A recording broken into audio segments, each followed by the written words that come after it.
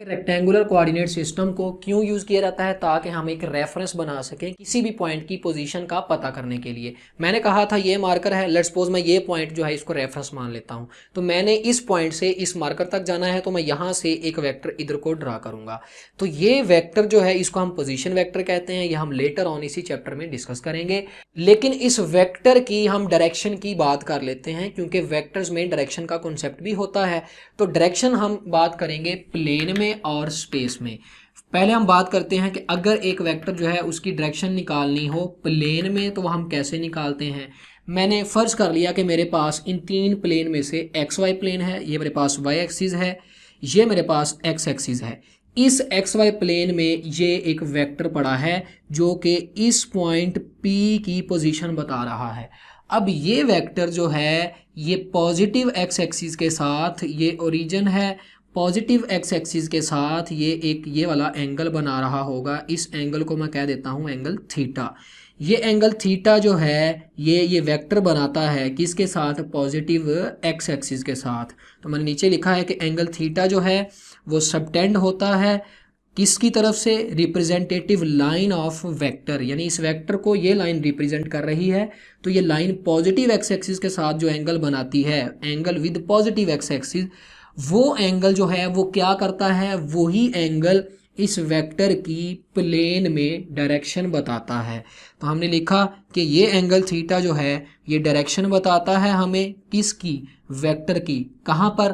Plane में। तो आपसे कोई पूछे किसी भी वेक्टर की प्लेन में डायरेक्शन कैसे पता करते हैं, तो आप उसे कहेंगे कि वेक्टर की प्लेन में डायरेक्शन निकालने के लिए हम उसका एंगल देखेंगे पॉजिटिव एक्स एक्सिस के साथ। लेट्स सपोज मेरे पास ये एक्स एक्सिस है, ये मेरे पास वाई एक्सिस है, और एक वेक्टर जो है वो कुछ यूं पड़ा है। मैं फर्ज कर लेता हूं कि इस वेक्टर का पॉजिटिव एक्स एक्सिस के साथ ये वाला जो एंगल है वो 30 डिग्री है। अब मैं ये एंगल चेंज करता हूं, मैं इस वेक्टर को इधर को मूव करवाना स्टार्ट कर देता हूं। तो जैसे जैसे मैं वेक्टर को इधर लेके आऊंगा रेड लाइन की तरफ, तो ये वाला एंगल जो है उसकी वैल्यू बढ़ती जाएगी। तो पहले था वो 30 डिग्री, अब वो 30 से बढ़ के 45 हो गया है। तो जब 30 था तो इसी वेक्टर की डायरेक्शन इधर को थी, जब 45 हुआ तो वेक्टर की डायरेक्शन ये आ गई। यानी कि थीटा को चेंज करने से वेक्टर की डायरेक्शन में चेंजिंग आती है। अगर मैं इसी की डायरेक्शन चेंज करता जाऊंगा, इसी वेक्टर की डायरेक्शन चेंज करता जाऊंगा, तो एक वक्त ऐसा आएगा जब ये यहाँ पर चला जाएगा। उस वक्त क्या होगा? इस वेक्टर का एक्स एक्सिस के साथ जो एंगल बनेगा वो 90 डिग्री हो जाएगा, और यही एंगल जो है पॉजिटिव एक्स एक्सिस के साथ मुझे वो इस वेक्टर की डायरेक्शन बताएगा कि ये वेक्टर जो है वो बिल्कुल वर्टिकल एक्सिस के अलॉन्ग है, क्योंकि वो एक्स एक्सिस के साथ ये वाला एंगल जो है वो 90 बना चुका है। तो थीटा की वैल्यूज़ को चेंज करने से वेक्टर की डायरेक्शन में वेरिएशन आती है। इसलिए हमने कहा कि एंगल थीटा जो है वो डायरेक्शन बताता है वेक्टर की प्लेन में। एंगल थीटा किसके साथ होता है? एक्स एक्सिस के साथ। कौन बनाता है? वेक्टर की रिप्रेजेंटेटिव लाइन। नेक्स्ट हमारे पास किसी भी वेक्टर की डायरेक्शन है स्पेस में, कि अगर एक वेक्टर जो है वो इन 3 एक्सिस के अंडर आ जाए तो फिर उसकी हम डायरेक्शन कैसे निकालेंगे। तो ये मेरे पास एक्स एक्सिस, ये वाई एक्सिस और ये जी एक्सिस। एक वेक्टर ए मैंने ये सपोज कर लिया। अब देखें ज़रा यहाँ पर कैसे होता है। ये मेरे पास है एक्स एक्सिस, ये मेरे पास है वाई एक्सिस, और इसको मैं जी एक्सिस ले रहा हूँ। अब यहाँ पर एक वेक्टर कुछ ऐसे आ जाता है। ये वेक्टर किसी भी प्लेन में मौजूद नहीं है। प्लेन में कब मौजूद होगा? जब ये वेक्टर यहाँ होगा तो ये एक्स वाई प्लेन में होगा, एक्स वाई प्लेन। जब ये यहाँ होगा तो ये वाई जी प्लेन में होगा। जब ये यहाँ पर होगा तो ये एक्स और जी प्लेन में होगा। लेकिन ये वेक्टर बिल्कुल यहाँ पड़ा है, यानी तीनों के कह लो के जो उनके इर्द गिर्द स्पेस है उसमें पड़ा है। इस वेक्टर के 3 एंगल हैं यहाँ पर तीनों एक्सिस के साथ। इस वेक्टर का एक एंगल है वाई एक्सिस के साथ ये वाला, इस एंगल का जी एक्सिस के साथ एंगल है ये वाला, और इस वेक्टर का एक्स एक्सिस के साथ एंगल है ये वाला। अगर मैं वेक्टर की डायरेक्शन पता करना चाहता हूँ स्पेस में, तो उसकी डायरेक्शन जो है वो मुझे 3 एंगल्स बताएंगे। एक होगा अल्फ़ा, एक होगा बीटा, एक होगा गैमा। जो अल्फ़ा एंगल है वो वेक्टर का होता है विद पॉजिटिव एक्स एक्सिस, जो बीटा एंगल है वो वेक्टर का एंगल होता है वाई एक्सिस के साथ, और जो गैमा एंगल है वो वेक्टर का एंगल होता है जी एक्सिस के साथ। तो ये हमारे पास था वाई एक्सिस, ये हमारे पास था जी एक्सिस, और ये हमारे पास था एक्स एक्सिस। ये वेक्टर एक्स एक्सिस के साथ ये वाला जो एंगल बना रहा है ये अल्फ़ा है, और ये वेक्टर वाई एक्सिस के साथ जो एंगल बना रहा है वो ये वाला है, इसको हम बीटा का नाम देते हैं। और ये वेक्टर जी एक्सिस के साथ जो एंगल बना रहा है वो ये वाला है, इसको हम गैमा का नाम देते हैं। तो जब भी वेक्टर की पोजीशन चेंज होती है स्पेस में, ये देखें पोजीशन चेंज हो रही है, पहले इधर था मैं इधर ले गया, तो पोजीशन चेंज करने से कोई एक एंगल नहीं चेंज होता बल्कि तीनों angle at a time change हो रहे होते हैं। देखें मैं इसको इधर लेके आता हूँ, एक्स के साथ बनने वाला एंगल भी चेंज हुआ, पहले इतना था अब इतना हो गया। वाई के साथ बनने वाला एंगल भी चेंज हुआ, पहले वो इतना था अब वो इतना हो गया। इसी तरह जी के साथ बनने वाला एंगल भी चेंज होता है। तो वेक्टर की डायरेक्शन अगर निकालनी हो स्पेस में तो वो तीन एंगल्स बताते हैं, angle with X axis, angle with Y axis और angle with Z axis. Last पे हम कोऑर्डिनेट्स ऑफ पॉइंट की बात करते हैं कि हमारे पास ये एक पॉइंट है जो प्लेन में मौजूद है या स्पेस में मौजूद है, तो इसके कोऑर्डिनेट्स क्या होंगे।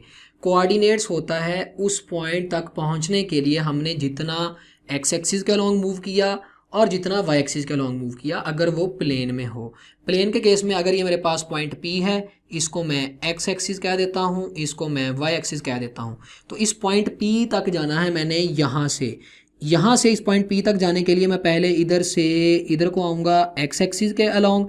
मैं कहता हूँ मैंने ए यूनिट्स मूव किया। ए यूनिट्स मतलब 2 वैल्यू हो सकती है, 3 मीटर हो सकती है, 4 सेंटीमीटर हो सकती है।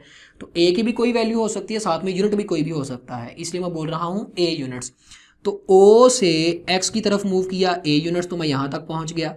यहाँ से P तक जाना है तो मुझे ये मूव करना पड़ेगा। ये लाइन जो है ये वाई एक्सिस के अलॉन्ग है, वर्टिकल लाइन है ये। फर्ज कर लिया मैंने B यूनिट्स वाई एक्सिस के अलॉन्ग मूव किया, तो P तक आने के लिए A यूनिट्स मूव किया along x axis, B units move किया अलॉन्ग वाई एक्सिस। तो इस पॉइंट P के 2 कोऑर्डिनेट्स आएंगे। जनरली हम उसको ऐसे लिखते हैं, एक्स कोऑर्डिनेट पहले लिखते हैं, वाई कोऑर्डिनेट बाद में लिखा जाता है।